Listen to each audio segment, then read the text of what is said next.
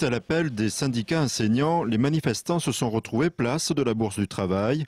Ils manifestent contre le projet de réforme de l'évaluation des professeurs. Actuellement, ils sont évalués à 40% par les chefs d'établissement ou directeurs d'école et à 60% par des inspecteurs.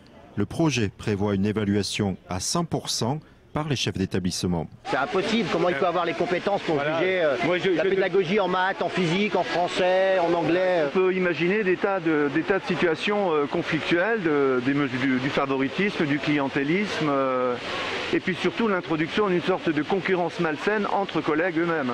Tout a été décidé effectivement sans concertation ni avec les enseignants, ni d'ailleurs avec les inspecteurs d'académie. Les syndicats d'inspecteurs d'académie ont découvert en même temps que les enseignants le projet. Notre point d'indice a été gelé depuis 2 ans, donc voilà, c'est aussi également au niveau des salaires qu'on manifeste. Actuellement, les professeurs sont évalués environ tous les 3 ans. De leur notation dépend leur avancement. Cela peut entraîner un écart de salaire en fin de carrière. Quelqu'un qui évoluerait toujours à l'ancienneté et quelqu'un qui évoluerait toujours au choix, la différence, sonnante et trébuchante, au cours de la carrière, ça représente environ 70 000 euros. 70 000 euros. Le prix d'une maison, une petite maison, mais bon. Parti vers 14h30 de la Bourse du Travail, le cortège de 150 personnes a descendu la rue Émile Zola, longé la place de la préfecture jusqu'à l'inspection d'académie.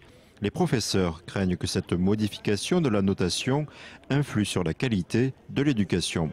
Actuellement, l'avancement est géré nationalement. Actuellement, là, on va mettre les professeurs en concurrence.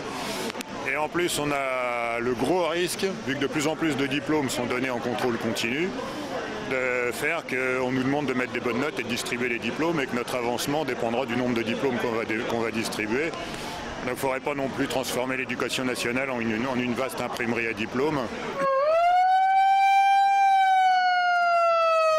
À 16h, une délégation a été reçue par l'inspecteur d'académie afin de transmettre les doléances des professeurs au bois au ministère de l'Éducation.